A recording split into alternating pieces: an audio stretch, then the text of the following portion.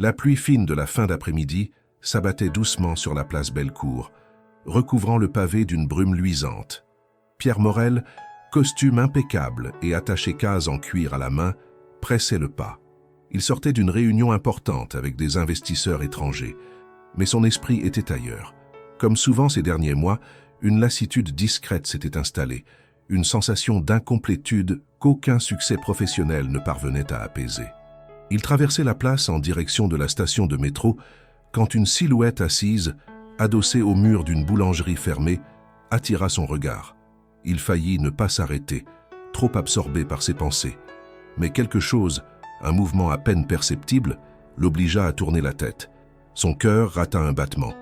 Là, sur le sol humide, une femme était assise, enroulée dans un manteau trop large, les cheveux emmêlés, retombant sur son visage maigre. Dans ses bras, un enfant dormant, la tête enfouie contre son cou. La femme tenait une pancarte écrite à la main. « Un peu d'aide pour mon fils, s'il vous plaît ». Son visage, d'abord difficile à distinguer dans l'ombre du porche, se dévoila sous les reflets d'un réverbère. Et soudain, le monde de Pierre s'arrêta. Claire, son ex-femme, disparue depuis 4 ans. Impossible. Son esprit refusa d'abord de l'admettre. Il resta figé sur place, incapable de détourner le regard. Cette femme aux traits tirés, amaigris, en guenilles, n'avait plus rien de la Claire qu'il avait connue. L'ancienne étudiante brillante, devenue traductrice juridique, élégante, vive, passionnée. La femme qu'il avait épousée puis perdue dans le silence d'un divorce douloureux, suivi d'une disparition brutale. Elle n'avait laissé aucune trace, ni réponse à ses appels, ni mot à ses courriels. Même sa famille l'avait perdue de vue. Pierre, pris de remords après la séparation, avait engagé un détective privé.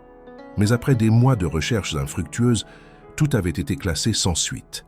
Et pourtant, elle était là, assise sur le sol, tenant un enfant dont il ignorait jusqu'à l'existence, les yeux perdus dans le vide comme ceux de quelqu'un qui ne croit plus à rien. Le tumulte de la place semblait s'évanouir autour de lui. Pierre sentit son estomac se nouer. Un homme en costume s'arrêtait devant une mendiante. Ce n'est pas rare à Lyon. Personne ne le remarquait. Mais en lui, tout vacillait. Devait-il s'approcher? Était-ce une hallucination? Une illusion née de la fatigue? Il fit un pas, puis un autre. Claire leva légèrement les yeux, croisant son regard. Il sentit une onde glaciale parcourir son dos. Elle ne réagit pas. Aucun signe de reconnaissance. Pas même un sursaut. Et si ce n'était pas elle? Si son esprit, saturé de culpabilité et de souvenirs, lui jouait un mauvais tour? Mais non, il la connaissait trop bien. Il aurait reconnu ses yeux, même après 1000 ans. Il voulut l'interpeller, dire son prénom, lui tendre la main. Mais un homme sortit de la boulangerie voisine, tenant un sac de pain, et Claire profita du mouvement pour baisser la tête, resserrer son manteau sur l'enfant et détourner le regard. Pierre recula d'un pas, déstabilisé. Il resta là pendant plusieurs longues minutes, incapable de partir. Puis, soudainement, Claire se leva. Elle ajusta l'enfant contre elle, récupéra une vieille poussette cachée derrière une borne et s'éloigna, disparaissant dans la foule. Pierre ne bougea pas. Son cœur battait à tout rompre. Son esprit bourdonnait de questions. Était-elle en danger? Pourquoi mendiait-elle? Et cet enfant, était-ce son fils? Il regarda la silhouette s'éloigner, incapable de faire un geste. Il avait peur. Peur de ce qu'il découvrirait s'il la rattrapait. Peur que cette femme soit vraiment Claire et que sa vie et tout ce qu'il croyait en savoir viennent de basculer à jamais. Le lendemain matin, Pierre Morel ne parvint pas à se concentrer. Il avait passé une nuit blanche, hanté par l'image de Claire recroquevillée sur le sol, le regard vide, tenant ce petit garçon contre elle comme un ultime rempart contre le monde. Rien ne l'avait préparé à une telle vision. Pas après 4 ans de silence. Pas après avoir accepté à contre-cœur l'idée qu'elle ne reviendrait jamais. Assis devant son café noir, il feuilletait machinalement les pages d'un dossier de partenariat sans en saisir un mot. Les chiffres défilaient sans signification. Les mots s'en mêlaient. Toute son attention restait focalisée sur ce qu'il avait vu la veille, et surtout sur ce qu'il n'avait pas compris. Claire n'avait pas seulement disparu après le divorce. Elle s'était volatilisée. Aucune adresse connue, aucun signalement. Sa sœur Élodie, à qui il avait tenté d'écrire quelques mois après leur séparation, lui avait simplement répondu qu'elle n'avait plus de nouvelles non plus. Sa mère, qu'il avait croisée par hasard dans une pharmacie du 6e arrondissement, avait détourné les yeux comme si le simple fait de prononcer son nom était devenu une faute. Pierre avait insisté pendant quelques mois, envoyant des messages, appelant les hôpitaux, vérifiant les registres officiels. Il avait même fait appel à un détective privé, un certain Michel Granger, qui avait travaillé pendant plus de 6 semaines sans rien trouver. Claire n'était plus nulle part, comme si elle s'était effacée volontairement du monde. L'hypothèse la plus courante, qu'elle avait décidé de refaire sa vie loin de lui, sans rien devoir à personne, l'avait longtemps rongé. Une partie de lui-même avait tenté d'y croire. C'était plus simple que d'admettre qu'elle avait pu être en danger ou pire. Mais maintenant qu'il l'avait revue, sale, amaigrie, silencieuse dans les rues de Lyon, il savait qu'il s'était menti. Elle n'avait pas reconstruit sa vie. Elle survivait. Il termina son café d'une traite et enfila son manteau. Il n'avait pas le choix. Il devait retourner sur la place Bellecour. Mais à son arrivée, elle n'y était plus. Il fit plusieurs fois le tour de la place, scrutant les visages, interrogeant les ombres. Il marcha jusqu'à la fontaine des Jacobins, puis jusqu'à l'entrée du métro, jetant un œil rapide à chaque recoin où elle aurait pu s'installer. Rien. Aucune trace d'elle, ni du landau, ni du petit garçon. Pierre passa ainsi des heures à errer dans le quartier, le regard fuyant, le cœur battant. À plusieurs reprises, il pensa l'apercevoir de loin, mais ce n'étaient que des passantes aux traits vaguement similaires, ou des femmes dans la même détresse, mais étrangères. Il s'en voulait de ne pas lui avoir parlé la veille. Il aurait dû l'aborder, prononcer son nom, faire quelque chose. Il avait laissé passer l'occasion et maintenant, elle avait disparu de nouveau. Durant les 3 jours suivants, il revint encore et encore, à différentes heures, guettant les bancs, les porches, les coins de rue. Toujours sans succès. La sensation de l'avoir perdue une seconde fois était insupportable. Cette fois, il ne voulait plus reculer. Le 4e jour, alors qu'il s'apprêtait à renoncer et regagner sa voiture, il la vit. Elle était assise à l'angle d'une petite ruelle dans le quartier de la Croix-Rousse, à l'abri du vent, dos à un mur couvert d'affiches déchirées. Le même manteau, le même regard fuyant. L'enfant dormait, la tête penchée, les joues rouges à cause du froid. Pierre s'approcha, lentement, les mains bien visibles, comme s'il approchait un animal blessé. « Claire, c'est moi. » Elle leva les yeux. Il s'attendait à de la surprise, peut-être même de la colère. Mais elle ne montra rien. Aucune émotion. Elle le regarda sans le reconnaître, comme si son visage ne lui évoquait rien. « Claire, » répéta-t-il, la voix plus douce. « C'est Pierre. Tu te souviens de moi ?» Un silence s'installa. Elle tourna lentement la tête vers le vide, puis vers son enfant. Elle semblait peser chaque seconde comme un fardeau. Puis, elle parla enfin, presque dans un souffle. « Tu ne devrais pas être ici. » Pierre sentit son cœur se serrer. Sa voix avait changé. Elle était plus rauque, comme éraillée par des mois, peut-être des années de silence et de froid. Elle ne criait pas, ne fuyait pas. Mais elle avait cette tension dans les épaules, cette raideur dans la mâchoire qui trahissait une peur profonde. « Je peux t'aider, Claire. Tu n'as pas à vivre comme ça. Dis-moi ce qu'il s'est passé. Qui t'a fait ça ?» Elle secoua lentement la tête. « Ce n'est pas le moment. Ce n'est pas sûr. Je ne peux pas parler maintenant. Va-t'en. » Pierre voulut protester, mais elle se leva soudainement, serrant l'enfant contre elle. Elle jeta un regard rapide autour d'elle, comme si elle craignait d'être suivie, puis s'éloigna d'un pas rapide, tournant à l'angle de la ruelle sans même se retourner. Il ne la suivit pas cette fois. Il resta planté là, incapable de bouger. Chaque mot, chaque geste de Claire résonnait en lui avec une violence inédite. Elle n'était pas seulement perdue. Elle avait peur, une peur viscérale, ancrée, constante, une peur qui la faisait fuir, même ceux qui voulaient l'aider. Pierre comprit alors que son retour dans sa vie ne serait pas simple. Il allait devoir être patient, prudent. Il ne pouvait pas la brusquer. S'il voulait savoir ce qu'elle fuyait, il devait d'abord découvrir où elle était allée après le divorce. Et pourquoi elle avait choisi de disparaître si brutalement, sans laisser la moindre trace. Mais une chose était désormais certaine, ce n'était pas un abandon, c'était une fuite. Et quelque chose ou quelqu'un l'avait poussé à fuir au point de tout sacrifier, même son nom, et il était bien décidé à comprendre quoi. Pendant les jours qui suivirent, Pierre retourna inlassablement dans le quartier de la Croix-Rousse. Il s'y rendait à différentes heures, observant les allées et venues, prêt à croiser Claire une nouvelle fois. Chaque matin, il espérait l'apercevoir au même endroit, à l'ombre du vieux mur couvert d'affiches. Mais elle n'y était plus. Il explorait d'autres ruelles, s'arrêtait dans les cafés, observait discrètement les entrées des centres d'accueil du secteur. Rien. Elle s'était évaporée à nouveau. Mais cette fois, Pierre ne voulait pas la laisser lui échapper. Quelque chose dans ses yeux l'avait profondément marqué. Ce n'était pas seulement de la peur, c'était une détresse muette, une urgence de survivre à tout prix. Il n'était plus question de doute ou de nostalgie. Il lui devait au moins ça, comprendre ce qui l'avait poussé à se cacher aussi loin de tout et à se couper du monde entier, y compris de sa propre famille. Le 5e jour après leur bref échange, alors que Pierre s'apprêtait à quitter la Croix-Rousse, il s'arrêta brusquement devant un distributeur automatique, un café tiède dans la main. Là, de l'autre côté de la rue, Claire apparut, poussant la poussette avec des gestes mécaniques. Elle était seule.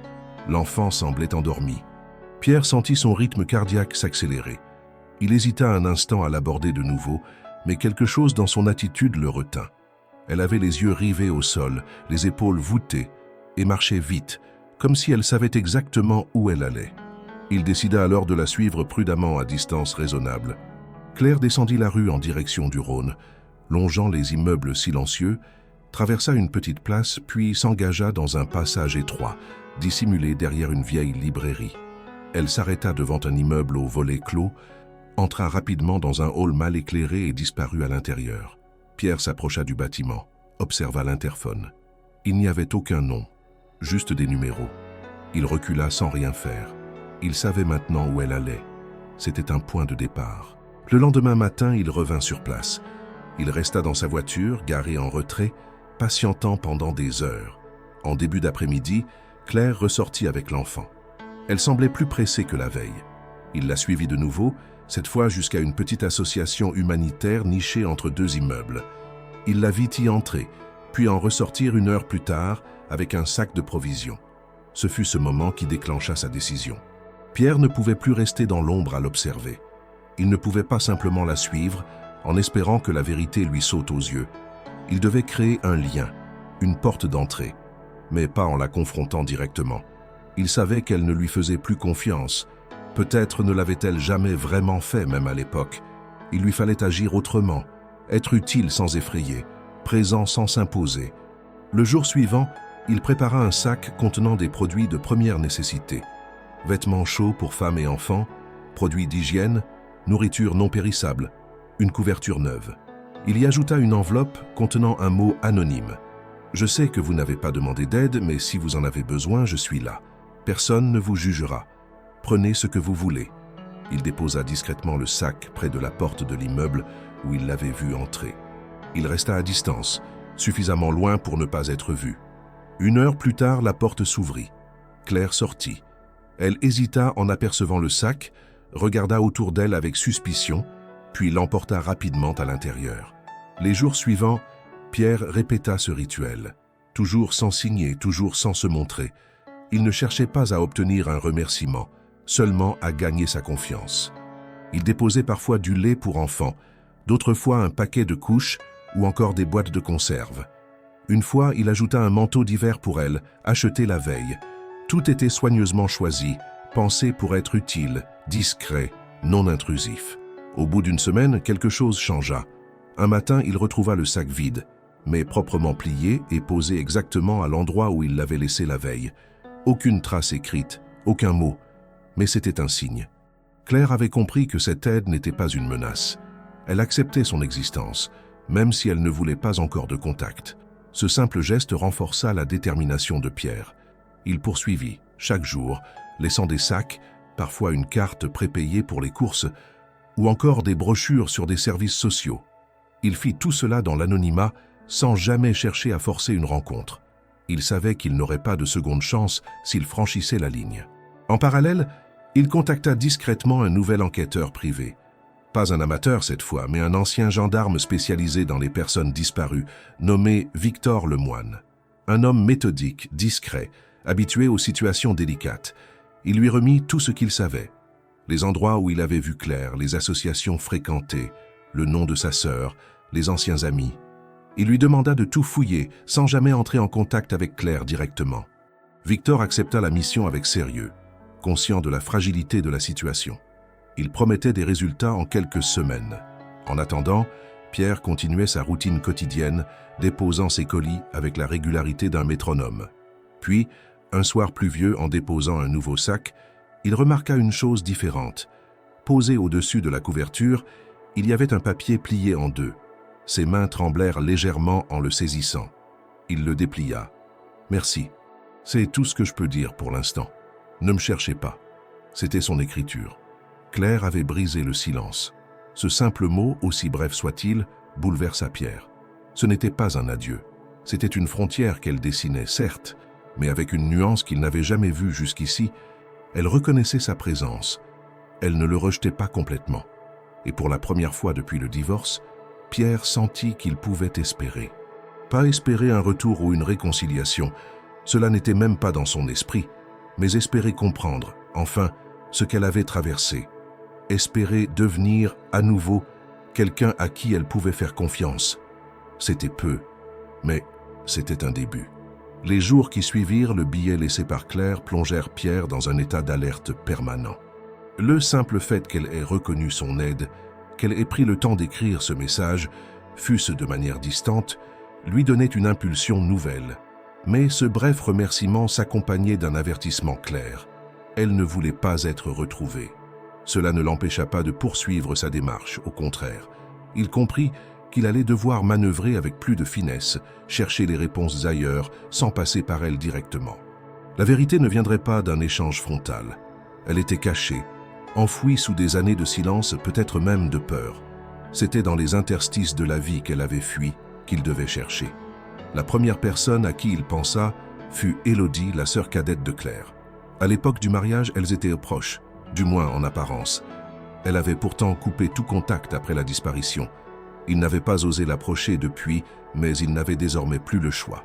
Il la retrouva dans un cabinet de design graphique à Villeurbanne, grâce aux réseaux sociaux professionnels. Il se présenta à l'accueil, et après quelques minutes d'attente, elle accepta de le recevoir dans une petite salle de réunion au fond du couloir.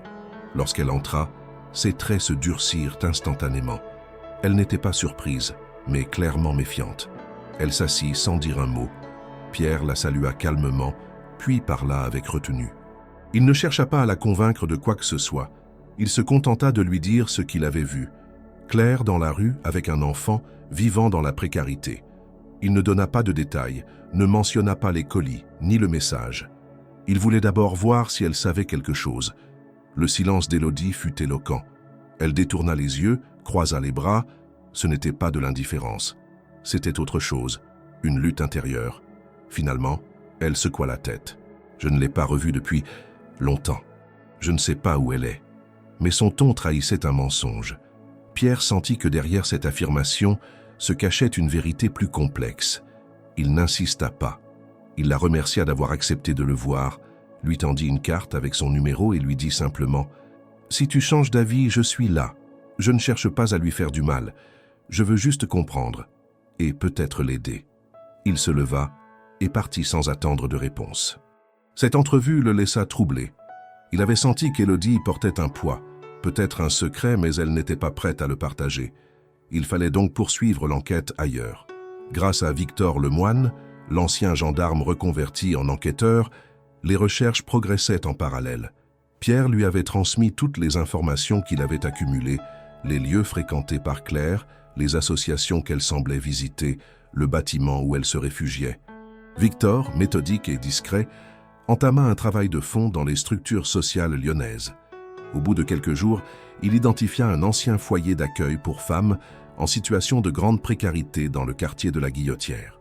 Une employée, contactée sous couvert d'anonymat, confirma qu'une femme correspondant à la description de Claire avait été hébergée là durant plusieurs semaines, quelques années plus tôt. Elle s'était inscrite sous un faux nom, Marie Duval, un pseudonyme banal mais qui apparaissait dans les registres du centre. Elle était arrivée avec un nourrisson, en pleine nuit, épuisée, tremblante, et avait refusé toute assistance psychologique. Elle se tenait à l'écart des autres résidentes, fuyait les hommes, évitait les caméras de sécurité. Personne n'avait jamais su d'où elle venait, ni pourquoi elle était là. Elle avait quitté le centre sans prévenir un matin, laissant derrière elle un matelas à peine froissé et un air glacial. Cette information renforça l'intuition de Pierre. Claire ne s'était pas simplement éloignée du monde par choix personnel. Elle fuyait quelque chose de bien réel. Mais quoi? Qui? La peur qui transparaissait dans chacun de ses gestes n'était pas le fruit d'une instabilité mentale. Elle avait une cause précise, une origine qu'il devait mettre au jour. Victor poursuivit ses investigations dans d'autres structures similaires.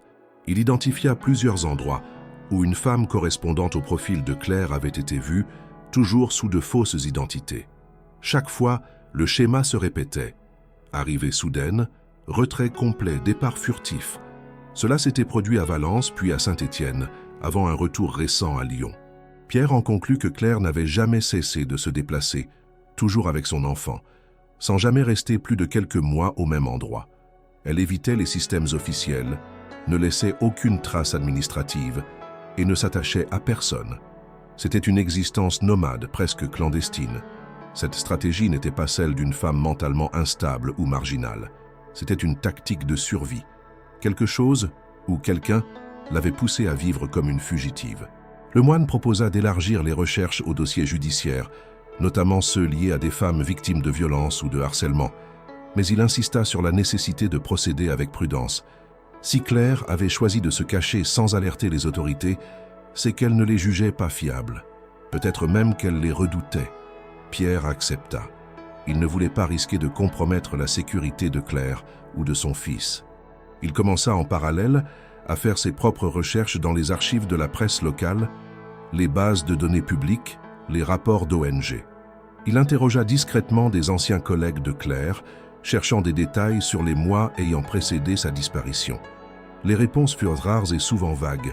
Plusieurs d'entre eux se souvenaient qu'elle avait semblé tendue vers la fin, qu'elle avait pris ses distances, annulé des rendez-vous, parlé de déménagement. Mais personne n'avait su quoi que ce soit de précis. C'était comme si elle avait préparé sa disparition de longue date. Cette accumulation d'indices renforçait une conviction. Quelque chose s'était produit après le divorce. Un événement précis, un choc, peut-être même une menace. Une situation qui l'avait poussée à tout quitter, à s'isoler, à fuir les structures d'aide, les forces de l'ordre, et jusqu'à ses propres proches. Pierre comprit alors que pour avancer, il devait enquêter sur les relations plus anciennes de Claire, avant même leur mariage, car la peur qu'elle portait ne semblait pas liée à lui. Elle venait d'ailleurs d'un passé plus lointain, un passé qu'elle n'avait jamais vraiment partagé, et c'est précisément là qu'il allait devoir regarder désormais. Dans les jours qui suivirent, les découvertes commencèrent à s'accumuler comme les pièces d'un puzzle dont l'image centrale restait floue, mais dont les contours devenaient de plus en plus nets. Victor Lemoine, infatigable et rigoureux, continuait de remonter la trace de Claire à travers les lieux où elle avait brièvement séjourné, sous des identités différentes. Chacun de ces passages laissait une empreinte, une bribe de témoignage, parfois une note oubliée sur un registre manuscrit, rarement un échange oral avec un travailleur social. Et c'est dans l'un de ces refuges, situé dans un quartier discret de Saint-Étienne, que Victor obtint un élément nouveau, fragile mais déterminant. Un centre d'hébergement temporaire, géré par une petite association peu connue du grand public, acceptait parfois des femmes sans papiers officiels, sous réserve de remplir un formulaire minimal. L'équipe était réduite, mais investie. C'est une ancienne bénévole, aujourd'hui retraitée, qui se souvint de Marie Duval, le pseudonyme utilisé aussi à Lyon, arrivée un soir pluvieux avec un bébé âgé de quelques semaines. Elle semblait au bord de l'épuisement, trempée, les mains blessées, le regard fixe. La bénévole, une femme prénommée Denise, se rappela surtout du silence de Claire. Elle parlait peu, ne répondait pas aux questions, refusait tout lien personnel. Elle dormait peu, se réveillait en sursaut et veillait l'enfant comme si elle craignait qu'on le lui arrache. Mais le détail qui interpella Victor fut une phrase griffonnée à l'arrière d'une fiche d'entrée. « Ne pas me chercher sous mon vrai nom. S'il apprend que je suis ici, je suis morte. » Cette note, sans signature, avait été laissée volontairement visible. Ce n'était pas une demande d'aide, c'était un avertissement, une menace peut-être. Le nom Antoine Duret apparaissait en marge du formulaire, entre parenthèses, comme une annotation ajoutée sans trop y croire, à moitié effacée. Victor envoya immédiatement une copie de cette fiche à Pierre, qui resta plusieurs minutes à la lire en silence. Le nom d'Antoine Duret déclencha une réaction immédiate. Il le connaissait, ou plutôt il l'avait connu. C'était un souvenir flou, rattaché aux années universitaires. Un étudiant charismatique, un peu marginal, que Claire fréquentait avant de le rencontrer, lui. À l'époque, Pierre n'y avait pas prêté attention. Il savait qu'ils avaient été proches, peut-être en couple, mais Claire n'en parlait jamais, et leur relation s'était toujours déroulée dans le respect des passés de chacun. Le nom oublié revenait maintenant avec la force d'un coup de tonnerre. Pierre se lança aussitôt dans une recherche approfondie sur Antoine Duret. Grâce à ses contacts dans le secteur technologique et juridique, il accéda à des bases de données, interrogea d'anciens étudiants et retrouva une archive universitaire mentionnant Duret comme assistant dans un laboratoire de psychologie sociale. Après une courte carrière académique, il avait disparu du circuit officiel. Aucune entreprise, aucun article, aucune mention notable au cours des 10 dernières années. Ce silence éveilla encore plus de soupçons. Une piste le mena vers un blog abandonné appartenant à une ancienne camarade de promotion où Duret apparaissait dans un billet daté de plus de 15 ans. Le ton était amer, presque accusateur. Il y était décrit comme manipulateur, dominateur, fasciné par les dynamiques de contrôle émotionnel. L'article ne donnait aucun détail explicite, mais laissait entendre que plusieurs femmes de l'époque l'évitaient à cause de son comportement insistant et parfois oppressant. Pierre, désormais convaincu que ce nom n'était pas anodin, en parla à Victor. Ensemble, ils cherchèrent dans les registres judiciaires. Et là, le profil de Duret émergea lentement à travers une série de signalements classés sans suite. Aucune condamnation, mais plusieurs plaintes pour harcèlement, menaces verbales, comportements obsessionnels. Les plaignantes étaient jeunes, souvent isolées, et dans la majorité des cas, l'affaire n'avait pas été poursuivie. Trop peu de preuves, trop de zones grises. Claire n'apparaissait dans aucun de ces dossiers. Officiellement, elle n'avait jamais porté plainte contre lui. Mais le lien devenait de plus en plus clair.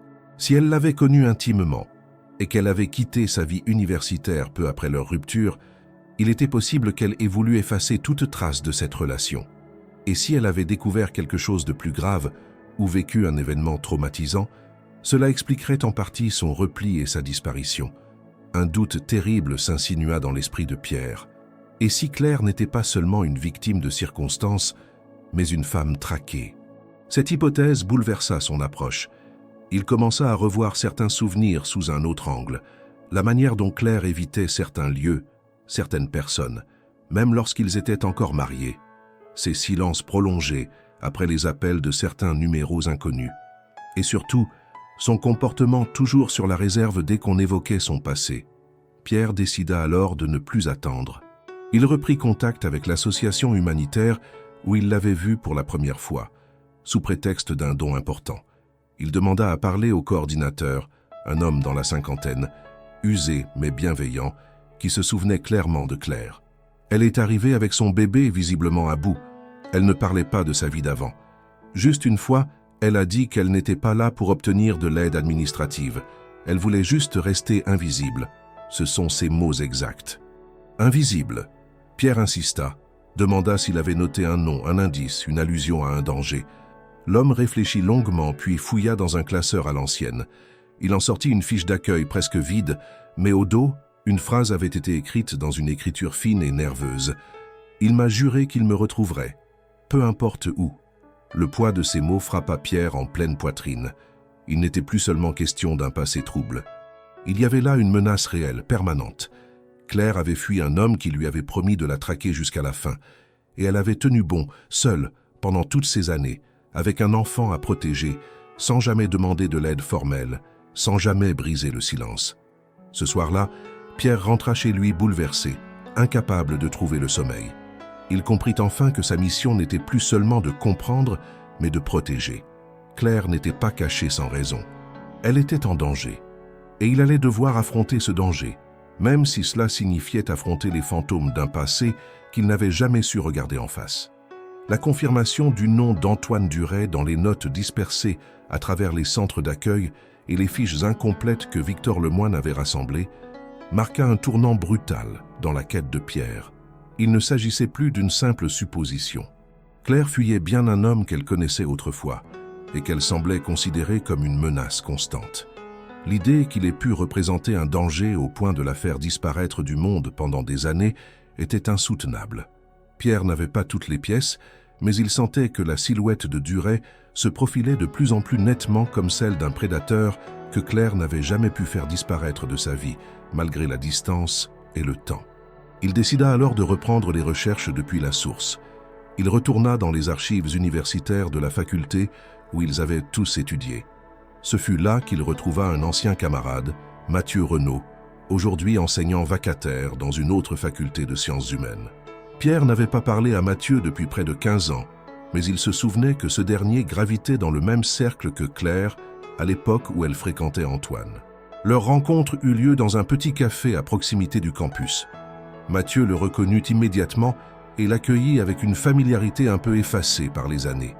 Lorsqu'il entendit le nom d'Antoine Duret, il marqua un long silence, les yeux baissés vers sa tasse. « Je ne pensais plus jamais entendre parler de lui, dit-il enfin, mais maintenant que tu m'en parles, ça ne m'étonne pas. » Pierre l'invita à s'expliquer. Mathieu hésita puis reprit. « Antoine avait ce truc, il était brillant, vraiment. Charismatique, persuasif, mais aussi malsain. Il te faisait croire qu'il te comprenait mieux que toi-même. Et avec Claire, c'était pire. Il l'isolait petit à petit.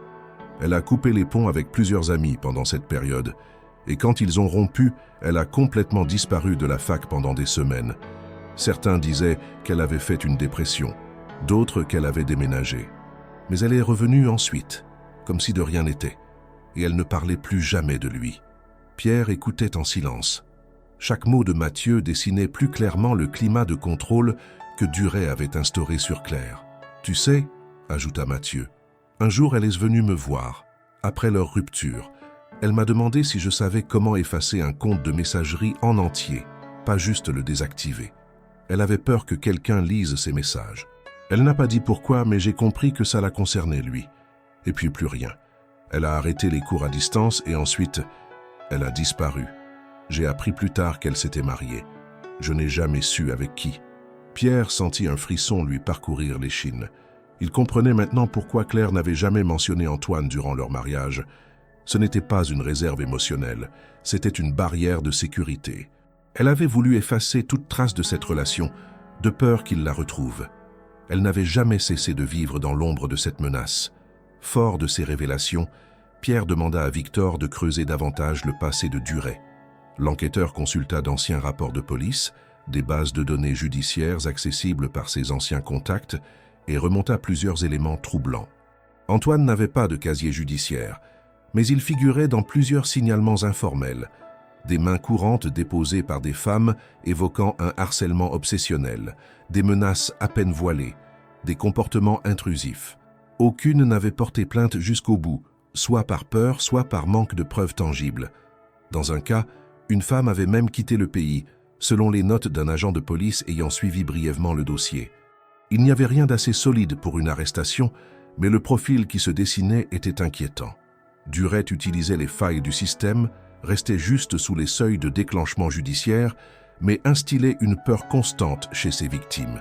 Il agissait dans l'ombre, savait comment se rendre invisible aux yeux des autorités tout en laissant une empreinte indélébile dans la vie de celle qu'il ciblait. Victor réussit à localiser un domicile récent lié à Duret, une adresse en périphérie de Grenoble.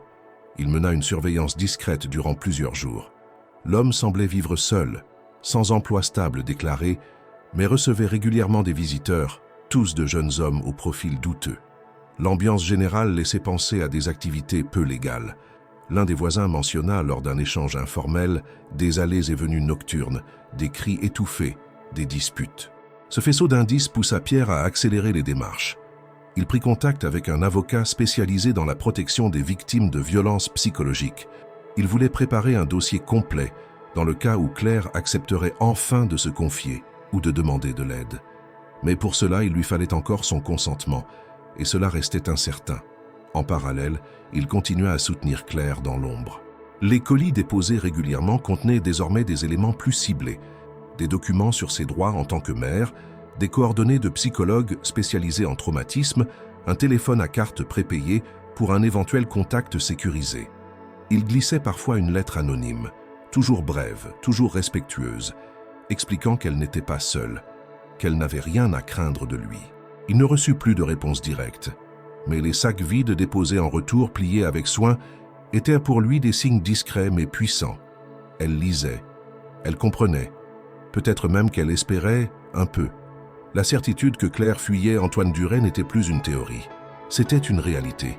Et Pierre, désormais, n'était plus simplement un observateur passif. Il était devenu un acteur dans un jeu dangereux, où le moindre faux pas pouvait faire replonger Claire dans une fuite encore plus profonde. Mais il était prêt à aller jusqu'au bout, parce qu'il avait compris que le silence qu'elle avait choisi n'était pas une trahison. C'était une mesure de survie.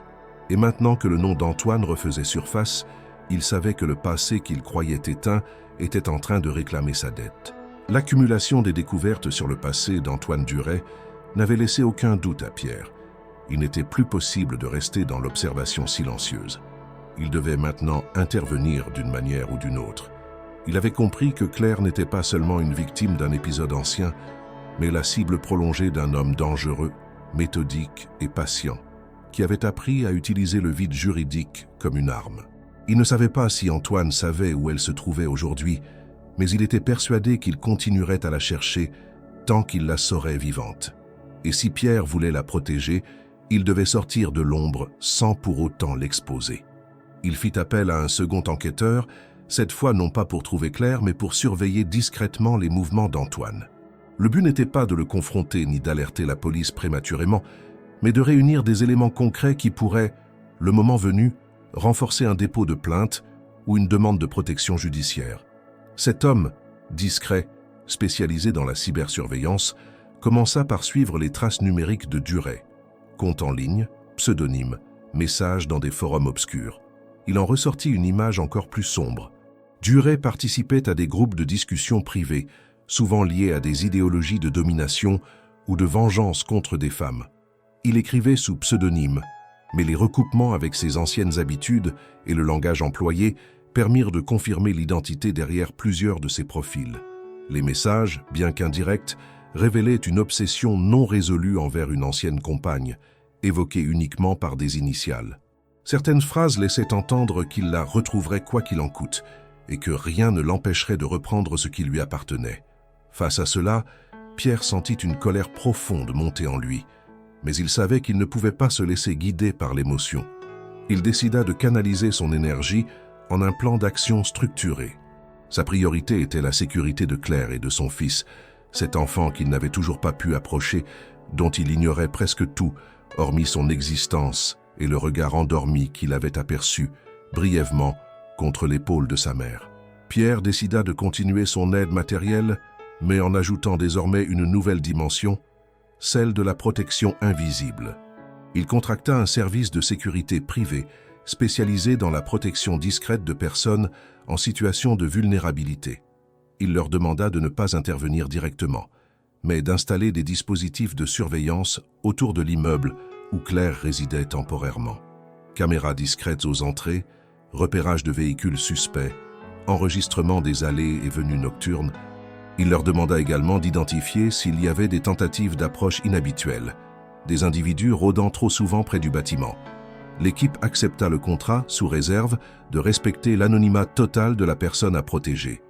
Pierre s'engagea à ce que Claire ne soit jamais consciente de leur présence, sauf en cas de danger immédiat. Parallèlement, il recommença à écrire des messages, toujours anonymes, toujours mesurés, mais plus directs. Il expliquait qu'il comprenait qu'elle ait peur, qu'il ne cherchait pas à s'immiscer dans sa vie, mais qu'il ne pouvait pas ignorer ce qu'elle avait enduré.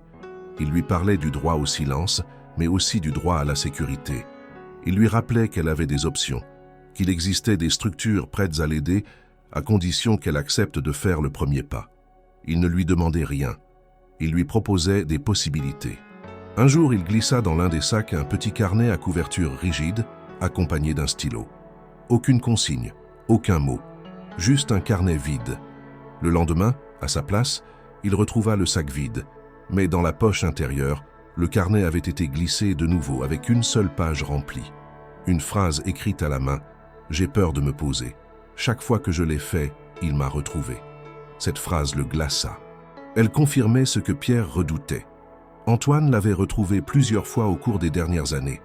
Elle n'était pas simplement en fuite préventive, elle avait été rattrapée. Cela expliquait les changements constants de ville, les identités multiples, les ruptures soudaines avec les centres d'accueil.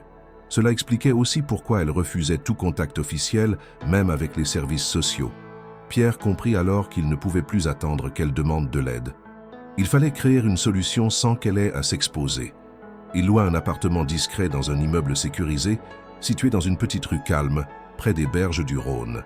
L'accès était contrôlé, l'entrée équipée d'un digicode à code temporaire, les caméras connectées à un serveur privé. Il aménagea le logement avec sobriété, mais avec tout le nécessaire pour qu'une mère et un enfant puissent s'y installer sans contrainte. Il laissa l'adresse dans une lettre manuscrite, sans signature, glissée dans un sac de provisions, en précisant que personne ne la trouverait là, qu'elle pouvait partir quand elle voulait et que personne ne viendrait la déranger. Le logement resta vide pendant plusieurs jours. Pierre ne s'attendait pas à ce qu'elle accepte rapidement. Il savait qu'elle avait besoin de temps, peut-être même qu'elle refuserait totalement. Mais l'avoir préparée lui permettait de ne plus être dans l'attente passive. Il pouvait au moins se dire qu'elle avait une porte de sortie concrète, une alternative. Durant cette période, il redoubla de prudence. Il évita de fréquenter les lieux qu'elle visitait, se contentant de transmettre les sacs à distance, par l'intermédiaire d'un bénévole complice de l'association, sans révéler son identité. Il refusait de devenir une autre forme d'emprise. Il ne voulait pas être perçu comme un autre homme qui imposait ses décisions. Sa démarche était fondée sur la liberté de Claire, même dans sa douleur. Malgré cela, certains soirs, le doute l'envahissait. Et si elle ne voulait vraiment plus jamais de lui dans sa vie? Et si ses gestes, même bien intentionnés, rouvraient des blessures qu'elle s'efforçait de refermer? Mais à chaque fois qu'il songeait à tout arrêter, à se retirer, il repensait à la phrase dans le carnet, à l'épuisement sur son visage, au silence obstiné qu'elle avait choisi pour se protéger. Il savait qu'il ne pouvait pas trahir cette confiance silencieuse. Elle n'avait pas fui par égoïsme, elle avait fui pour survivre, et désormais, il ne resterait plus spectateur de cette survie. Lorsque Victor Lemoine transmit à Pierre le rapport complet sur les déplacements de Claire depuis sa disparition, un silence pesant s'installa dans le bureau lumineux où il avait l'habitude de le recevoir. Le dossier reposait sur la table, épais, bien organisé, contenant des copies de formulaires d'admission dans des foyers, des rapports de bénévoles, des extraits de courriels internes d'associations, des témoignages discrets obtenus sous anonymat. Il y avait aussi des cartes, des lignes tracées entre Lyon, Valence, Saint-Étienne, puis Clermont-Ferrand, et à nouveau Lyon. Ce n'était pas une fuite linéaire, mais un cycle répétitif d'installation et de départ précipités. Un mouvement constant, presque compulsif, répondant à une logique de survie plutôt qu'à un quelconque plan. Pierre comprit rapidement que ce qu'il tenait entre les mains n'était pas un simple résumé de faits. C'était un portrait, celui d'une femme brisée, épuisée, mais déterminée à protéger son enfant à tout prix. Le parcours était marqué par la peur, mais aussi par une force intérieure presque douloureuse à imaginer. À plusieurs reprises, Claire avait approché les institutions. Elle s'était présentée à des hôpitaux, des permanences sociales, des centres d'hébergement. Mais chaque fois, dès qu'un enregistrement officiel avait été proposé ou qu'un formulaire administratif devait être rempli, elle avait disparu. Victor expliqua que ce comportement n'était pas rare chez certaines victimes de violences prolongées ou de harcèlement ciblé. L'idée d'être repérable, même à travers une procédure de demande d'aide, suffisait à provoquer un départ immédiat. Claire semblait toujours en alerte, toujours prête à fuir à la moindre formalité. À une occasion, elle avait quitté un foyer dans les 24 heures après que la direction lui eut proposé un rendez-vous avec une assistante sociale municipale. Dans un autre cas, elle avait été aperçue quittant précipitamment un hôpital juste après avoir accouché. Ce détail frappa Pierre avec une brutalité inattendue. Il demanda à Victor de revenir sur cette information. L'enquêteur ouvrit une section du dossier, pointa du doigt une note issue d'un hôpital de Clermont-Ferrand. Claire y était entrée sous une fausse identité, au dernier trimestre de sa grossesse. L'admission mentionnait un accouchement programmé, mais aucune sortie officielle n'apparaissait dans les systèmes informatiques. Seuls les registres internes, encore conservés sous format papier, témoignaient d'une patiente ayant quitté sa chambre sans prévenir, avec son bébé, au bout de 48 heures. L'équipe médicale avait tenté de la contacter à l'adresse fournie, mais elle s'était révélée fausse. Pierre sentit une nausée soudaine. Il imaginait Claire seule dans une chambre d'hôpital, après l'épreuve physique et émotionnelle d'un accouchement, s'enfuyant en pleine nuit, son nouveau-né dans les bras, par crainte que son nom ne soit répertorié dans une base de données. C'était un acte de désespoir, mais aussi de clarté stratégique. Elle ne faisait confiance à personne, ni aux médecins, ni aux autorités, ni aux structures censées protéger. Pour elle, toute trace, toute empreinte officielle était un risque de plus d'être retrouvée. Mais par qui? Par Antoine, bien sûr. Cette obsession qui revenait sans cesse, dont la présence était partout dans ses silences, ses départs précipités, ses identités changées. Et ce fil rouge devenait de plus en plus oppressant à mesure que Pierre découvrait la suite du rapport. Dans 2 foyers, des travailleurs sociaux avaient signalé la présence de visiteurs insistants, quelques jours après l'arrivée de Claire. Aucun nom, aucune plainte, mais des descriptions vagues d'un homme rôdant autour de l'immeuble, demandant à voir une certaine femme avec un bébé. Ces incidents, jamais vérifiés, avaient précipité le départ de Claire. Victor fit une pause. Il regarda Pierre avec gravité. Je pense que même si elle n'a jamais voulu en parler, elle a été retrouvée plusieurs fois. Et à chaque fois, elle a dû tout recommencer. Cette phrase résonna longtemps dans la pièce. Pierre repensa alors à ce que Claire avait écrit dans le carnet qu'il lui avait offert, à cette phrase simple mais terrible « J'ai peur de me poser. Chaque fois que je l'ai fait, il m'a retrouvé. » Elle n'exagérait pas. Ce n'était pas une peur imaginaire. Elle reposait sur des faits. Sur des événements répétitifs, brutaux dans leur régularité. Elle avait vécu une chasse à petit feu presque invisible, mais implacable. C'était à ce moment-là que Victor proposa une idée nouvelle. Remonter aux documents juridiques autour de la naissance de l'enfant. S'il avait été déclaré, même sous un faux nom, il y avait peut-être un lien à exploiter. Pierre accepta sans hésiter. Grâce à ses contacts dans le monde du droit, il obtint un accès à certaines bases notariales, notamment dans le Puy-de-Dôme. Après plusieurs jours de recherche, un acte de naissance apparut. Il portait le nom Léo Duval, né à Clermont-Ferrand, fils d'une certaine Marie Duval, père non mentionné. Le document était légal, bien que fondé sur de fausses identités. Mais il contenait un élément inattendu, une mention manuscrite dans la marge, ajoutée par une employée du service d'état civil. A refusé de fournir une adresse stable. Souhaite que le dossier ne soit communiqué à personne, a montré des signes de stress importants. Pierre comprit alors que même au moment de donner naissance, Claire avait été sur la défensive. Ce n'était pas seulement une fuite physique, c'était une stratégie de non-existence administrative. Elle ne voulait pas seulement disparaître, elle voulait être introuvable. Mais ce que Claire ne savait pas, c'est qu'au fil des ans, certaines traces subsistaient toujours malgré ses efforts. Et il était probable qu'Antoine, avec ses réseaux et son obsession, ait retrouvé certaines de ses bribes. S'il avait appris la naissance de l'enfant, ou même seulement eu vent de sa survie, cela expliquait son acharnement. Pierre sortit de la rencontre avec Victor avec la conviction renforcée qu'il devait agir vite. Le temps ne jouait pas en leur faveur. Claire ne pouvait plus rester dans cet état de fuite permanente. Et si Antoine était de nouveau sur ses traces, chaque jour comptait. Il décida alors de tout organiser pour que Claire puisse, si elle l'acceptait, refaire surface dans un cadre légal, sécurisé. Il contacta un avocat spécialisé dans la protection d'urgence des femmes victimes de violences conjugales, même lorsqu'il n'y avait pas de plainte en cours. Il consulta également une psychologue habituée à intervenir dans les cas de stress post-traumatique prolongé. Il préparait tout cela sans savoir si Claire accepterait, mais il voulait être prêt. Et dans un dernier geste silencieux, il déposa un nouveau carnet dans le sac habituel. Cette fois, il n'y écrivit rien.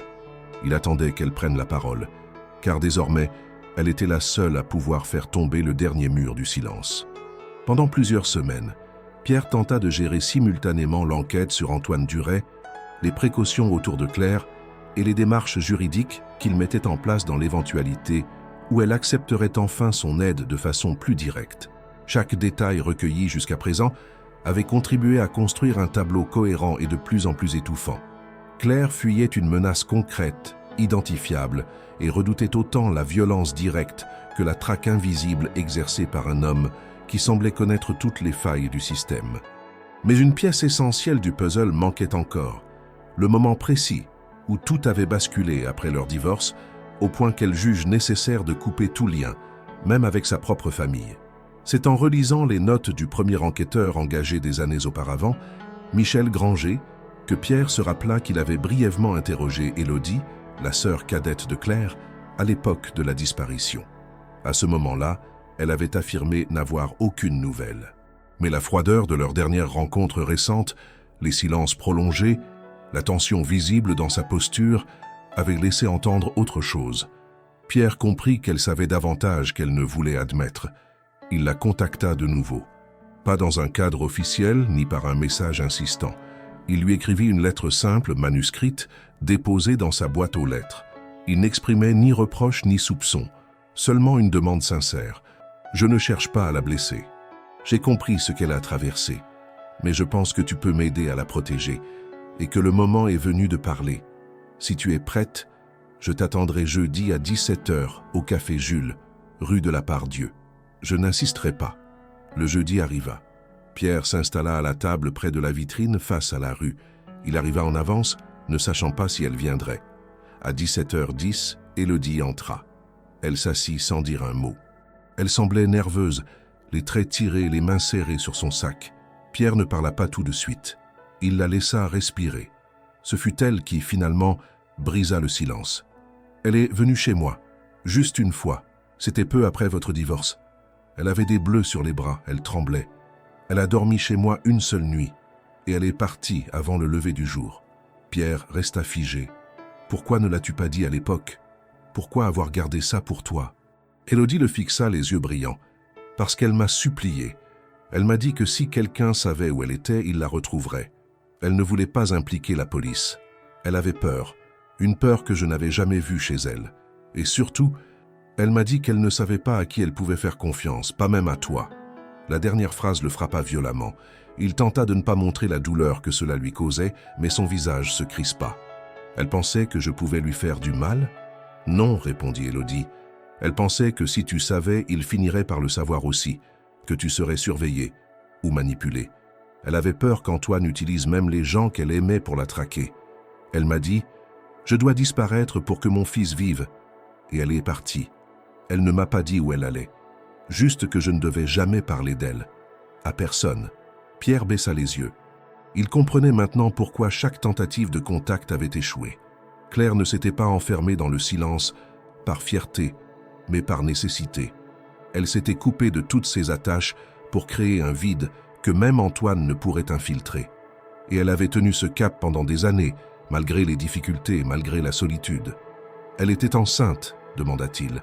« Oui. Elle m'a dit qu'elle avait découvert sa grossesse juste après le divorce, et que cela changeait tout, qu'elle ne pouvait plus simplement survivre. Elle devait fuir, se cacher, anticiper chaque danger. Elle avait déjà peur pour elle, mais là, c'est devenu une autre peur, plus profonde, permanente. » Pierre sentit un mélange de colère et de culpabilité l'envahir. Il se souvenait de cette période. Il avait cru que Claire voulait couper les ponts parce qu'elle ne supportait pas l'échec de leur relation. Il s'était imaginé qu'elle voulait tourner la page. Il n'avait jamais soupçonné qu'elle vivait sous menace, et encore moins qu'elle portait leur enfant pendant qu'elle organisait sa propre disparition. Il leva les yeux vers Élodie. « Est-ce qu'elle t'a reparlé depuis cette nuit ?» « 2 fois, par téléphone. Des appels rapides, sans dire où elle était. Elle voulait savoir si quelqu'un l'avait cherchée, si son nom circulait. Elle était toujours sur ses gardes. À chaque fois, je sentais qu'elle appelait depuis un endroit public. Elle raccrochait dès qu'il y avait du bruit autour, et puis plus rien pendant plus de 2 ans. Et maintenant, Élodie hésita. Elle sortit de son sac un petit bout de papier plié. Elle le posa sur la table. « Il y a 3 semaines, j'ai reçu ça, dans ma boîte aux lettres. Pas d'enveloppe, rien, juste ce papier. » Pierre l'ouvrit. Il reconnut l'écriture de Claire. Une phrase seulement, « Je vais bien, ne t'inquiète pas, protège ce silence. » C'était récent, et c'était Claire. Claire surveillait toujours ses arrières. Elle maintenait un lien discret, un filet de communication réduit au minimum. Mais ce message, envoyé après tant d'années, pouvait aussi être lu comme une alerte, une manière de dire qu'elle était encore en mouvement, ou qu'elle avait peur d'être retrouvée. « Elle t'a dit quelque chose sur Antoine ?» demanda Pierre. « Pas directement. Mais elle m'a demandé un jour si je connaissais quelqu'un capable de créer des faux papiers. Je lui ai dit non. Elle m'a dit « Tant mieux, je préfère ne pas te mêler à ça. » Et j'ai compris qu'elle allait le faire seule. Elle n'a jamais parlé de lui par son nom. Mais elle m'a dit que certaines personnes ont une patience infinie, qu'elles attendent dans l'ombre sans jamais renoncer, et qu'elles ne pouvaient pas se permettre de croire que c'était fini. Pierre comprit alors que l'obsession d'Antoine ne s'était jamais arrêtée, qu'il n'avait pas simplement été violent ou manipulateur. Il avait laissé dans l'esprit de Claire une peur vivace, active, toujours en alerte, une peur qui façonnait chaque décision de sa vie et qui expliquait pourquoi, même aujourd'hui, elle refusait encore d'accepter l'aide ouverte qu'on lui proposait. Il remercia Élodie pour sa franchise, pour avoir enfin brisé le silence. Elle ne chercha pas à se justifier. Elle dit simplement « Je n'ai pas su quoi faire. Je n'étais pas préparée à ça. Je pensais que le temps arrangerait les choses. » Mais ce genre de peur ne disparaît pas. Elle se transforme. Ils se quittèrent sans promesse de se revoir, mais avec une vérité enfin dévoilée. Pierre sentait que quelque chose avait changé. Ce n'était pas seulement une information de plus, c'était une bascule. Claire avait maintenant la possibilité, si elle le voulait, de revenir à la surface avec un soutien solide derrière elle. Mais elle devait encore croire que ce retour était possible. Après la révélation d'Élodie, les dernières résistances de Pierre s'étaient effondrées. Il ne s'agissait plus de doute, ni de présomption, ni de crainte projetée. Les faits étaient clairs, nets, inévitables. Claire avait été traquée. Elle avait disparu volontairement, dans le but explicite de protéger son fils et elle-même d'un homme qu'elle savait capable de tout pour reprendre le contrôle. L'ombre d'Antoine Duret ne planait plus comme un simple soupçon menaçant. Elle devenait désormais une certitude terrifiante. Pierre n'avait plus le luxe de l'observation. Il devait agir frontalement, concrètement, juridiquement, sans plus perdre une seule heure. Il retourna immédiatement voir Victor Lemoine. Ensemble, ils passèrent en revue chaque élément de preuve collecté, chaque signalement, chaque témoignage indirect, chaque document administratif suggérant une présence ou une intention d'approche de Duret. Le tout formait une mosaïque dense, mais difficilement exploitable en justice en l'état actuel. Il manquait encore une pièce, une confirmation. Il fallait prouver que Duret avait violé la loi, qu'il représentait une menace concrète, qu'il avait poursuivi Claire de manière persistante malgré son refus de tout contact. En d'autres termes, il fallait déclencher un mécanisme légal suffisamment fort pour que les autorités s'emparent de l'affaire. Victor proposa une approche plus directe, surveiller Antoine Duret non plus à distance, mais en provoquant un mouvement, un piège. Il fallait créer un signal, quelque chose d'assez subtil pour ne pas éveiller la méfiance immédiate de Claire, mais assez visible pour attirer Antoine. Un nom dans un système public, un faux appel à témoins, une fausse déclaration d'adresse, un leurre numérique. Pierre refusa d'utiliser le nom de Claire. Mais il accepta de coopérer avec une journaliste d'investigation spécialisée dans les dossiers sensibles que Victor connaissait bien. Elle rédigea un article prétendument basé sur une affaire ancienne, mentionnant le nom d'Antoine Duret parmi une liste de suspects jamais poursuivis dans une affaire de harcèlement universitaire restée classée. Le nom de Claire n'apparaissait nulle part. L'article se présentait comme une enquête générale sur la dérive de certains milieux académiques dans les années 2000. Une simple référence, mais assez claire pour que toute personne concernée se sente visée. Moins de 48 heures après la publication, le profil pseudonyme qu'Antoine utilisait sur un forum connu pour ses contenus misogynes publia un message étrange, plein de sous-entendus, dénonçant des calomnies orchestrées et une tentative de salir des réputations honnêtes au nom de causes idéologiques. Victor confirma à travers l'analyse sémantique qu'il s'agissait bien de lui. Ce fut la première confirmation concrète d'un lien entre le passé universitaire de Claire et les activités actuelles d'Antoine. Mais plus encore, cela prouvait qu'il était toujours aux aguets, qu'il scrutait la moindre mention de son nom et qu'il se savait exposé. Pierre prit ce signal comme une autorisation d'agir plus fortement. Il rassembla les preuves, les témoins, et avec l'aide de son avocat spécialisé, il constitua un dossier préliminaire destiné au procureur de la République. Il ne contenait pas encore une plainte formelle de Claire. Elle n'avait toujours pas accepté un contact direct, mais présentait des éléments circonstanciés suffisants pour motiver une enquête d'office. La loi française permet, dans certains cas de danger manifeste, d'ouvrir une procédure sans plainte de la victime, à condition que la menace soit documentée et actuelle. Le dossier fut transmis. Et contre toute attente, le procureur accepta d'ouvrir une enquête préliminaire pour harcèlement moral à caractère répétitif, avec aggravation potentielle en raison du contexte familial. Antoine Duret fut placé sous surveillance discrète. Son domicile fut surveillé, ses communications électroniques mises sous observation, dans le cadre légal prévu par le mandat. Ce qui fut découvert au cours des jours suivants ne laissa plus place au doute. Il avait conservé des dossiers numériques sur plusieurs femmes, dont Claire, des captures d'écran d'anciens profils en ligne, des photos prises à leur insu, des notes manuscrites scannées, des cartes avec des cercles dessinés autour de plusieurs villes où Claire avait séjourné. Il existait même une note vocale récupérée sur un ancien téléphone dans laquelle il évoquait sa stratégie de patience et sa certitude qu'elle finirait par réapparaître. Ces documents ne constituaient pas à eux seuls une preuve de crime violent, mais ils établissaient une intention, une obsession, une méthodologie de traque qui dépassait le simple cadre du souvenir ou de la nostalgie déformée. Pierre fut immédiatement informé. Il se rendit chez l'avocate avec Victor et ils décidèrent ensemble de transmettre ces nouvelles preuves au service de protection des victimes. En parallèle, le parquet autorisa une convocation officielle d'Antoine Duret. Il fut entendu, dans un premier temps, sous le statut de témoin. Il nia tout en bloc, déclara ne pas avoir de nouvelles de Claire depuis des années, affirma qu'il n'avait jamais harcelé personne. Mais les preuves numériques le contredisaient et les enquêteurs obtinrent une perquisition judiciaire. Ce fut lors de cette perquisition que l'affaire prit un tournant irréversible. Dans une pièce fermée à clé, les enquêteurs découvrirent un mur couvert de notes, de captures imprimées, de dates, de noms. Il y avait là une cartographie détaillée des déplacements supposés de Claire sur près de 6 ans. Certaines annotations correspondaient à des lieux exacts où elle avait effectivement été hébergée temporairement. L'un des policiers, choqué, déclara que cela ressemblait plus à un centre de commandement qu'à un simple bureau. L'accumulation de ces éléments permit enfin de requalifier la procédure en harcèlement aggravé, avec circonstance de mise en danger d'un mineur en raison de la présence de Léo. Antoine fut placé en garde à vue. Son avocat tenta de plaider l'instabilité psychologique, la fixette maladive mais non criminelle. Mais les faits parlaient d'eux-mêmes. Lorsque Pierre apprit la nouvelle, il ne ressentit ni triomphe ni soulagement, seulement une fatigue immense.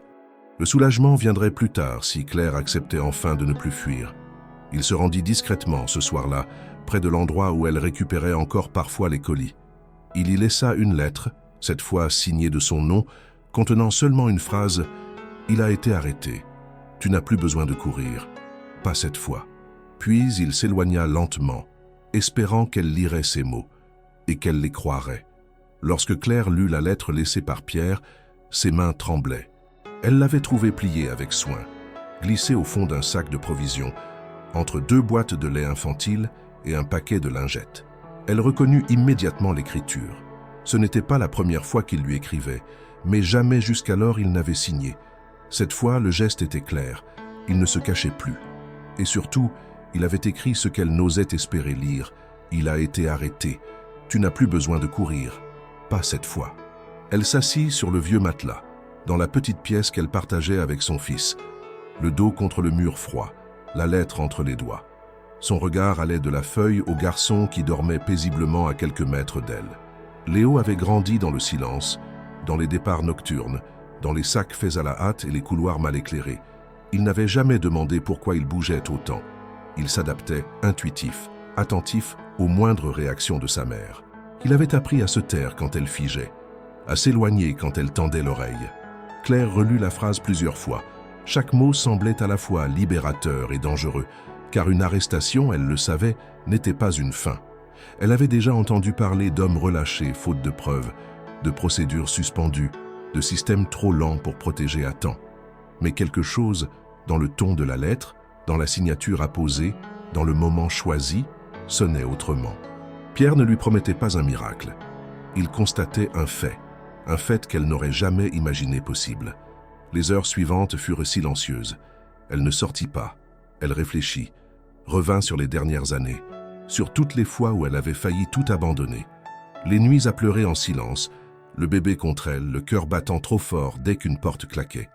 Les mois à s'installer dans un nouveau foyer, à espérer quelques jours de calme, avant de fuir de nouveau au moindre regard suspect.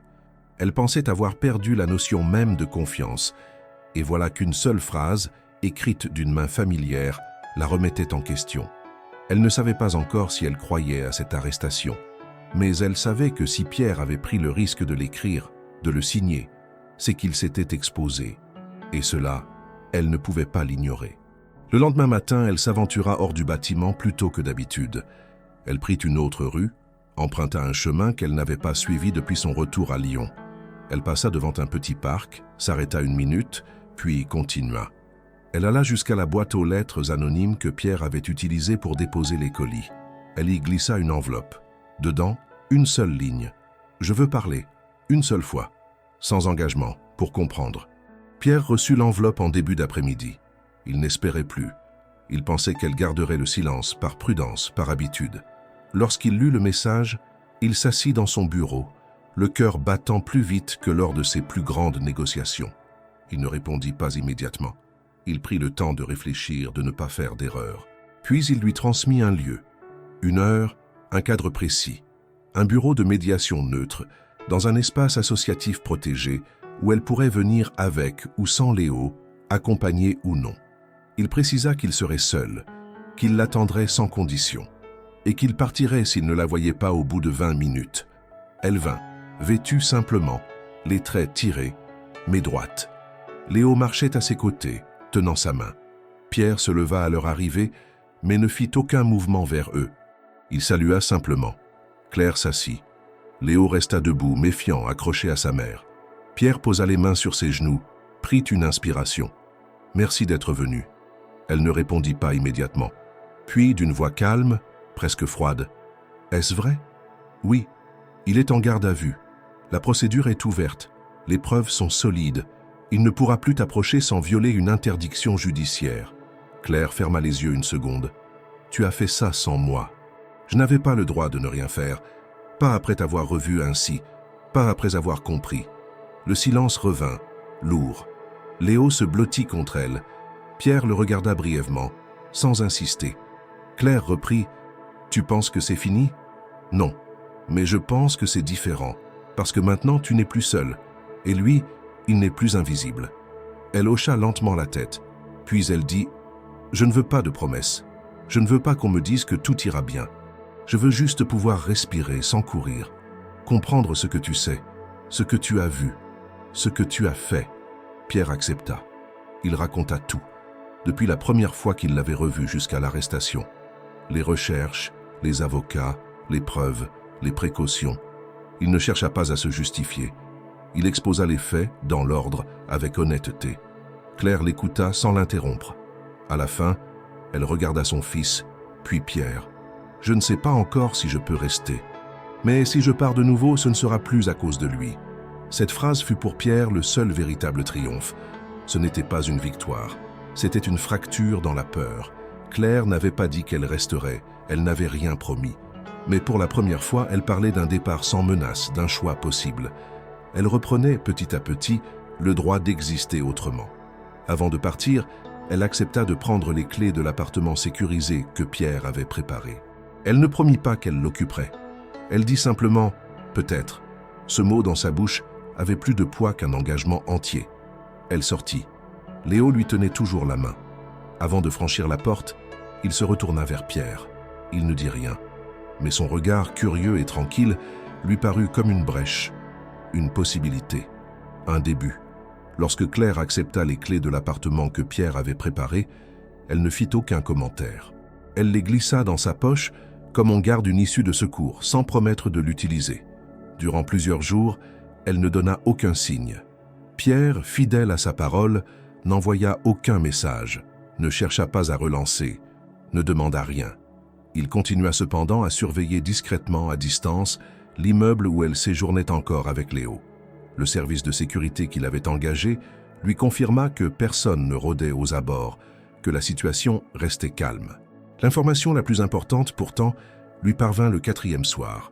Une alerte l'informa qu'une des caméras de l'entrée du nouvel appartement avait détecté un mouvement. Il ouvrit l'enregistrement et vit Claire, à peine reconnaissable sous un bonnet de laine, entrer avec Léo endormi dans ses bras. Elle portait 2 sacs, un manteau trop grand pour elle et des gestes mesurés. Elle jeta un regard prudent autour d'elle avant de refermer la porte. Elle avait franchi le seuil. Pierre ressentit un mélange d'émotion et de retenue. Il savait que cette arrivée ne signifiait pas une réconciliation ni une soudaine confiance. C'était un essai, une trêve, Un moment qu'elle se donnait pour respirer sans la peur immédiate d'être retrouvée. Il contacta immédiatement l'avocat avec qui il travaillait pour signaler que Claire occupait le lieu, sans fournir son identité à personne, même pas aux services sociaux.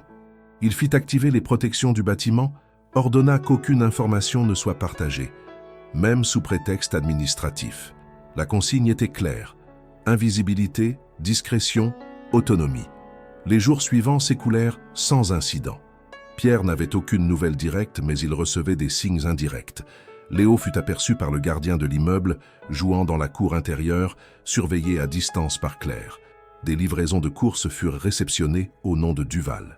Une commande de livres pour enfants fut déposée devant la porte. Tout cela indiquait que Claire s'installait. Lentement, prudemment, sans bruit. Un matin, une enveloppe apparut dans la boîte aux lettres de Pierre. L'écriture était reconnaissable.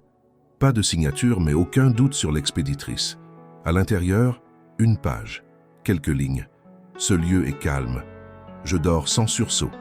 Léo a ri 2 fois aujourd'hui. Je ne sais pas ce que je vais faire, mais pour la première fois, je n'ai pas l'impression de survivre, juste d'exister. Merci de ne rien attendre. Continue ainsi. Ce message, plus qu'aucun autre, marqua pour Pierre un tournant.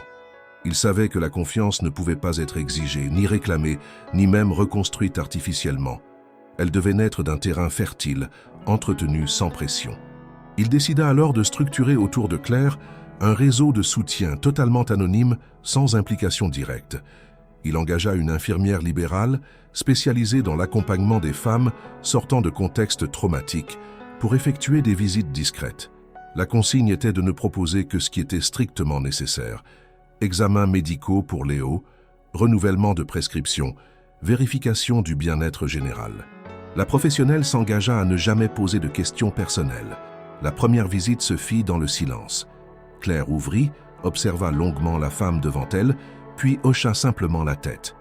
L'infirmière entra, posa les sacs de matériel, examina Léo avec douceur. Il ne pleura pas. Claire resta à côté, tendue mais présente. À la fin, elle remercia d'un murmure. Peu à peu, Claire accepta les services, sans s'y attacher.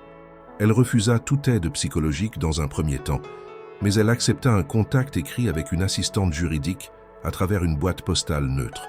Elle commença à poser des questions précises sur ses droits. Pouvait-elle changer légalement d'identité? Obtenir une protection officielle pour Léo sans exposer son passé? Quel recours avait-elle contre quelqu'un qui l'avait harcelé sans condamnation formelle pendant des années? Les réponses furent préparées avec soin, encadrées par des spécialistes, transmises avec neutralité.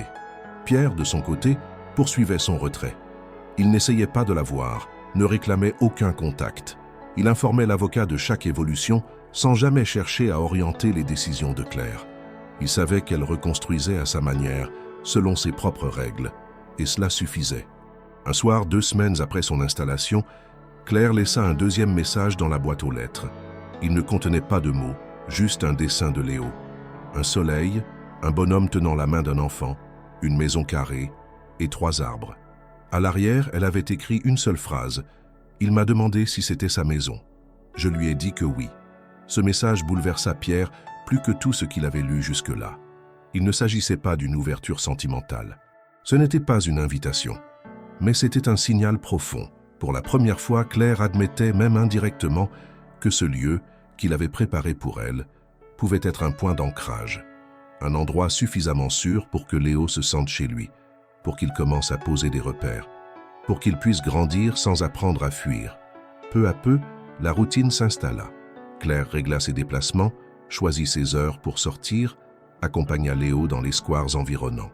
Elle ne croisait personne 2 fois, évitait les lieux fermés, restait prudente, mais elle reprenait possession d'un quotidien. Léo, lui, s'adapta rapidement.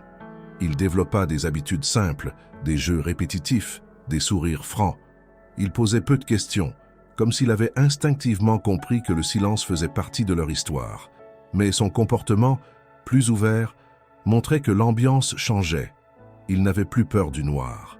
Il demandait à laisser une lumière allumée dans la salle de bain, pas pour surveiller, mais pour faire semblant de camper. Le chemin restait fragile. Claire n'avait pas encore demandé à voir Pierre. Elle ne parlait pas de leur passé, ni de l'avenir. Elle ne posait pas de conditions, mais elle en instaurait sans les nommer. Le moindre excès d'attention, le moindre geste perçu comme une tentative de contrôle, aurait pu tout briser. Pierre le savait. C'est pourquoi il respectait chaque distance, chaque non-dit, chaque silence. Et c'est dans cet équilibre subtil, presque invisible, que la reconstruction commença vraiment. Pas comme une réparation, mais comme une naissance lente. Une respiration nouvelle, dans laquelle la peur n'avait pas disparu mais n'était plus la seule voie. Claire n'avait pas encore choisi son futur, mais elle avait, enfin, un présent. Les semaines suivantes furent marquées par un silence paisible, non pas celui de la peur ou de la fuite, mais celui d'une lente acclimatation à une vie stable. Claire ne changea pas brutalement. Elle restait vigilante, réservée, toujours attentive aux bruits dans le couloir, aux horaires des autres résidents. Mais ses gestes s'adoucirent. Elle sortait plus souvent avec Léo, acceptait de croiser le regard des voisins, répondait parfois à un bonjour. Elle n'était pas devenue sociable, mais elle n'était plus invisible. Et cette simple différence signifiait déjà une forme de victoire. Pierre ne l'avait pas revue depuis leur unique rencontre dans l'espace de médiation. Il n'avait jamais forcé le contact. Il avait poursuivi son soutien discret sans s'imposer. De temps en temps, une note lui parvenait, courte, souvent liée à des questions pratiques ou à une remarque sur le développement de Léo. Les messages étaient simples, mais constants. Et dans leur régularité, ils exprimaient quelque chose d'essentiel. Claire construisait un lien à sa manière, à son rythme, sans précipitation ni effusion. Ce fut un matin de printemps que tout changea. Pierre recevait un rapport hebdomadaire du service de protection, purement formel. Cette fois, au lieu du compte rendu habituel, il trouva un mot manuscrit inséré dans l'enveloppe. Il n'était pas signé, mais l'écriture était identifiable. Demain, à 15 h, square Saint-Nizier. Il voudrait te parler. Rien d'obligatoire. Si tu viens, viens seul. Pierre relut la phrase plusieurs fois. Il savait que ce message n'était pas une invitation banale. C'était un test. Et c'était aussi une autorisation. Le lendemain, à l'heure convenue, il se rendit au square. Il choisit un banc éloigné des autres, comme indiqué, et attendit. Le vent soufflait doucement à travers les branches encore timides du début de saison. Des enfants couraient, çà et là. Des mères discutaient, des retraités lisaient leur journal. Puis, au détour du chemin de gravier, il les vit. Claire marchait lentement, tenant Léo par la main. Elle s'arrêta à une certaine distance, regarda Pierre sans lui faire signe. Léo, en revanche, le reconnut immédiatement. Il le pointa du doigt, tira sur la main de sa mère et courut jusqu'à lui. « C'est toi le monsieur des colis ?» Pierre sourit, sans répondre immédiatement. Léo s'arrêta à quelques pas, curieux, mais pas craintif. Claire les rejoignit en silence, s'assit à côté de son fils, ne salua pas formellement, mais ne détourna pas le regard. Pierre prit une inspiration, puis répondit doucement « Oui, c'était moi. » Léo hocha la tête, comme si tout devenait logique. Il se mit à parler de son nouveau lit, des livres qu'il aimait, de la couleur du rideau dans la cuisine. Il parlait beaucoup, sans filtre, comme le font les enfants qui sentent que le moment est important, sans comprendre pourquoi. Claire le laissait faire, un léger sourire au coin des lèvres. Ce fut la première fois que Pierre la vit sourire depuis leur séparation. Ils restèrent là pendant plus d'1 heure, pas pour se raconter le passé, ni pour évoquer l'avenir. Ils parlaient de Léo, de ses habitudes, de ses peurs qui disparaissaient, de ses dessins, de ses premières tentatives de lecture. Pierre écoutait, posait quelques questions simples. Il ne cherchait pas à se justifier, ni à évoquer le couple qu'ils avaient été. Ce n'était plus le sujet. Ce qui comptait, c'était le présent. Ce petit garçon de 5 ans qui riait, qui courait, qui construisait un lien naturel avec lui sans comprendre toutes les ombres que cela dissipait. Avant de partir, Claire dit, sans le regarder, « Il ne sait pas encore. Il ne comprend pas qui tu es. Pour lui, tu es un ami. Je préfère que ça reste ainsi pour l'instant. » Pierre acquiesça. Il ne demanda rien de plus. « Comme tu veux. Ce n'est pas important. Il est heureux. Et c'est tout ce qui compte. » Elle hocha la tête. Puis d'un ton plus doux, elle ajouta, « Il dort sans se réveiller maintenant. C'est la première fois que ça arrive. » Ces mots restèrent dans l'air longtemps après qu'il fût parti. Pierre ne chercha pas à les prolonger. Il savait qu'ils contenaient bien plus que ce qu'il disait. Ce n'était pas une déclaration. C'était une reconnaissance. Claire ne fuyait plus. Elle commençait à vivre. Et dans ce début de normalité, il y avait une forme de réparation. Pas un retour en arrière, mais une marche en avant. Les mois suivants confirmèrent cette lente progression. Claire entama des démarches légales pour stabiliser sa situation. Elle accepta un accompagnement psychologique, mais à condition que ce soit à domicile et sans contrainte. Elle demanda à l'avocate de Pierre d'envisager un changement d'identité administrative partiel, uniquement pour Léo, afin de le protéger à long terme. Elle réfléchissait en mère, plus qu'en femme blessée. Elle construisait un avenir, pierre par pierre. Pierre continua de rester en retrait. Il se rendait disponible, mais n'imposait rien. Il n'y eut pas de retour sentimental, pas de tentative de raviver une relation passée. Ils ne se tenaient pas la main, ne se retrouvaient pas pour dîner. Ce qu'ils construisaient était autre chose. Une forme de complicité muette, fondée sur le respect, la patience et la reconnaissance. Ils n'avaient pas besoin de se dire ce qu'ils avaient traversé. Ils le savaient déjà. Un jour, en déposant Léo à un atelier de dessin, Claire s'approcha de Pierre qui l'attendait sur le trottoir. « Tu ne m'as jamais demandé pourquoi je ne t'ai rien dit à l'époque. »« Non, parce que je comprends. Tu ne devais rien à personne. Tu faisais ce que tu avais à faire. » Elle resta un instant immobile. Puis, d'une voix calme, « Tu étais un homme bon, mais tu ne voyais pas tout. Maintenant, je sais que tu vois. C'est ça qui a tout changé. » Il ne répondit pas, il n'y avait rien à ajouter. Ce jour-là, Léo sortit de l'atelier en courant, un dessin à la main. Il le montra à Pierre avec fierté. 3 personnages se tenaient par la main, un soleil au-dessus d'eux. Il les désigna un par un. « C'est maman, moi et toi. C'est ma maison maintenant. » Claire ne dit rien, mais elle posa brièvement la main sur l'épaule de Pierre avant de tourner les talons. Ce geste valait plus que toutes les promesses. Il n'avait pas effacé le passé, il l'avait dépassé. Ensemble, sans bruit, sans grand discours. Et dans le regard de Léo, dans sa manière de prononcer le mot « maison », dans la tranquillité retrouvée de Claire, Pierre comprit que l'espoir ne se disait pas, il se vivait.